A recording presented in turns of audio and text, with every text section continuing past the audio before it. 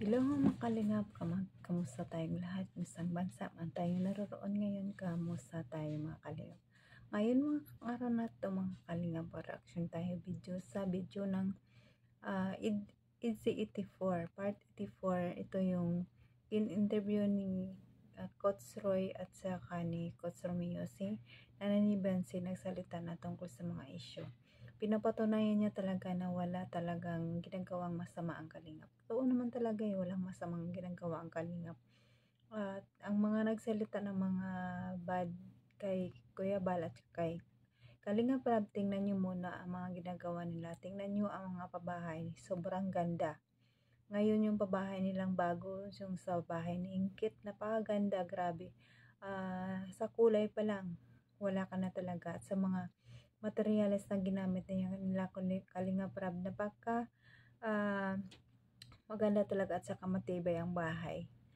Panghabang buhay na yun na bahay. Maganda talaga tingnan. Kaya bago sila magsalita, tingnan muna nila ang pabahay. Yung babahay ni Kito na naman yun. Ganong sponsor kay Kalingap Rab yun, galing sa bulsa niya ang ginastos doon. Kaya ang mga nagsasalita tungkol sa kay Kalingap Rab, sana matauhan kayo at magtigil na yung mga paninira ninyo. Tingnan nyo muna ang ginagawa nila bago kayo magsalita. Lalo kayong dada ng dada na wala namang katuturan. Hindi naman totoo ang mga sinasabi nyong lahat. Yung tungkol sa love team nyo, na wag naman isipin mo sa mga love team, wala naman silang magawa Itong Nanay ni Bensi, sinabi niya naman na wala namang child abuse na mangyayari. Papayagan ba nila yun na silang magulang na kung ganun na may nangyari? Ipatuloy pa kaya nila ang vlog na yun kung mayroong child abuse na nangyayari? But di wala. Kaya ang mga maninira, tingnan nyo mabuti at panoorin yung mga video bago kami yung magsalita, no? Ito mga kalingap, bago ko ipanood ang video, pasalamatan muna natin ama ng kalingap, balis ng sot matubang, Ate na vlog, Kalingap Rab, Kalingap Ido, Jack Tapia Tobang, charity vlogger sa buong mundo na tumutulong sa ating kababayang mahihirap. Nandyan yung K-Boys, directors, Kisis G, ang grupo namin, at it's me, Jasmine05 channel. Second channel ko po is Melder Dagisan Official. Supportahan din natin mga kalingap. Kung hindi ka pa nakasubscribe sa aking channel, please subscribe and don't forget to hit the notification bell para updated ka sa aking mga video na bawat upload ko araw-araw. Salamat mga kalingap sa panonood. At ito na mga kalingap ang aking video para orin ninyo ang let's go na tayo kasi excited na rin ako manood. Let's go. 1, 2, 3, go. Kausapin natin si beneficiary ni Boss Ega kasi alam mo naman yung mga nangyayari ngayon pagbukas, diba? Sige. Hindi naman magsasalita si Oo, sige, para malaman din nila. Malaman nila na galing mismo sa beneficiary. Sige, tara, Adonis. Ayun po, layo mo po pala. Pwede po ano? Sige, upo kayo. Mag-ano lang po ako.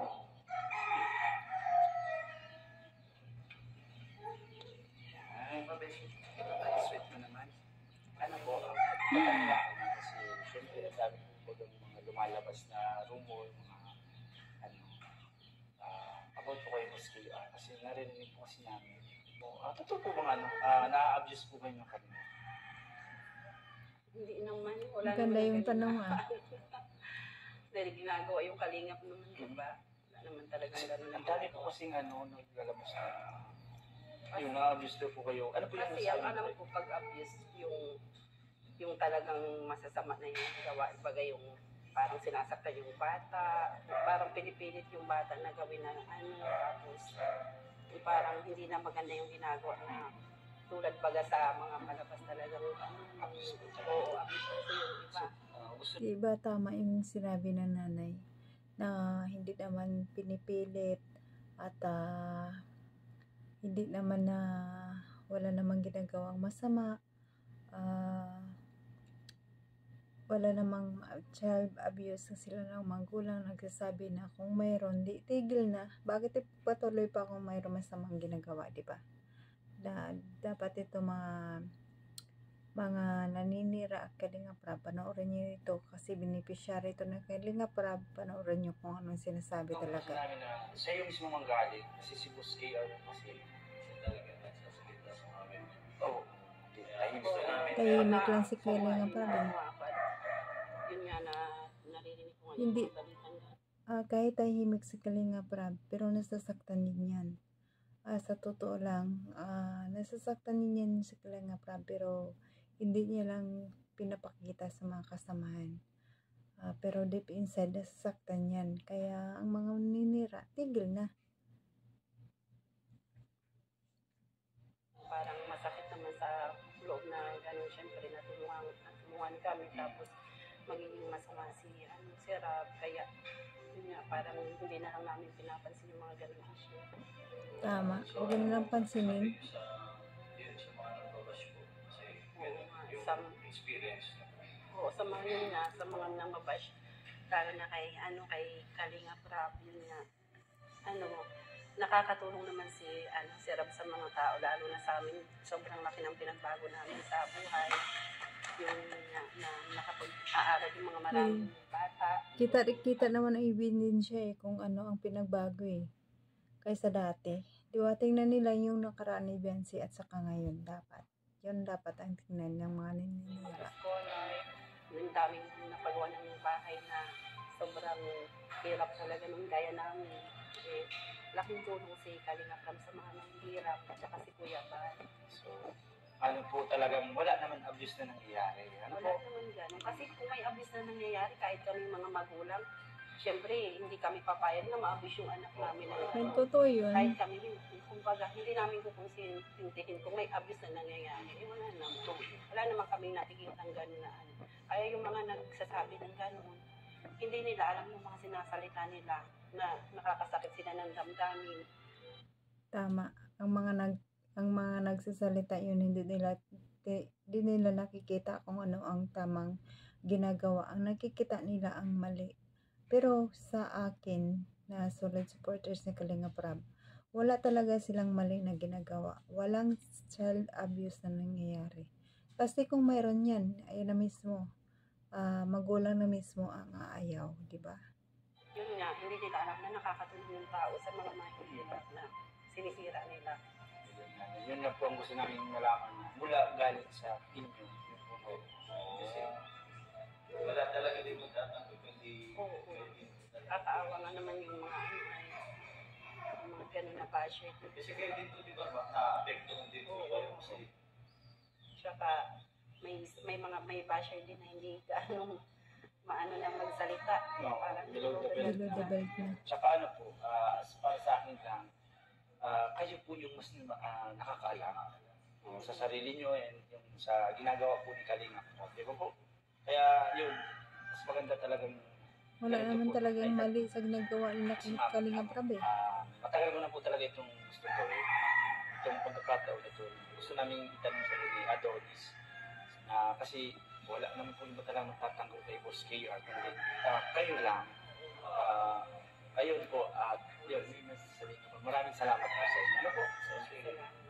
isa kayo sa nagpatunay na wala mong ganun. wala naman talagang abuse na nangyayari kasi sobra naman yung mga balita na gano'n na tsaka yung pinagsasabi kay Rap. Nakakatulong naman sa mga mahihirap tapos gano'n na lang sila kumakaan. Kasi kung abuse yan, hindi papayag yung mga magulang na gano'n yung mga bata. Alangan yung anak Totoo mo yan. ipahama kung sa hindi. At saka alam Tama. naman namin na mapagkakatiwalaan sila. Kaya itinitiwala namin yung anak namin. Kami yung nakakaalam, hindi sila. Kaya wala kong silang magsalita ng mga gano'n na Maraming para salamat sa po na Maraming pong salamat na nagtanggol na. Tama talaga yung sinabi ng nanay ni Bensi. Pag ako po ba, Walang child abuse na nangyayari. Kahit bata pa si Bensi. pag naman talaga, pag katotohanan lang, bakit hindi? Yeah. Thank you po. Thank you po. Thank you po. Ano ko pala? Nakakatuwa tong dalawa na to. Si Bishi, ang galing bakla-baklaan. Ang galing talaga, no? Pero hanggang dito na lang ating video mga kalingap. Napanood nyo naman kung ano ang sinasabi ng nanay ni Biancy. Totoo, wala talagang masama na ginagawa si Kalingap Prab sa mga beneficiary niya, na kahit may love team, wala namang abuse na nangyayari. Totoo yung sinabi ng nanay ni Biancy, lahat-lahat, no? Mga baser dyan, panoorin nyo ng mabuti at intindihin, isaksak nyo sa bagan nyo kung ano ang mga lahat ng mga sinasabi. Sana matauhan kayo, stop basing na lahat sa lahat, no? Kasi wala naman katuturan ang lahat ng sinabi. Gusto nyo sirain yung Kalingap, hindi nyo masisira ang Kalingap sa dami ng supporters, sa solid supporters ng Kalingap. Hindi nyo sila masisira. Sabihin nyo masisira, baka ang naninira, yun ang tatandaan nyo, ang karma ay babalik sa inyo, no? Kung gumagawa ka ng kabutihan, babalik sa iyo ang kabutihan. Kung gagawa ka ng kasamaan, babalik sa iyo ang kasamaan. Tandaan nyo yan. Kaya hanggang dito na lang mga Kalingap ang ating video. Hanggang sa susunod na naman muli ng ating pagkikita. Please like and share mga Kalingap. Paki-like naman ka nga Kalingap para sa panasa ng YouTube. At bago tayo magtapos, i-subscribe muna natin ang Ama ng Kalingap, Balsam Matubang, Ate Damdag, Kalingap Rab, at sa lahat ng Kalingap team. Kalingap supporters, Kalingap partners, supportaran natin sila. At it's me, don't forget, supportaran nyo rin ako mga Kalingap. At taos pusong pasasalamat ko sa mga viewers, silent viewers, solid Kalingap, solid supporters ng Kalingap. Maraming salamat sa pagsuporta sa akin. Mga ka-EDC, maraming salamat sa inyo sa pagsuporta sa akin at panonood ng aking video. Hanggang sa muli at sa sunod ng pagkikita natin. Appreciate ko po yung lahat ang inyong ginagawa sa akin. Sa pagpanood, maraming salamat. Hanggang dito na lang. Bye bye. See you again next time. Bye bye.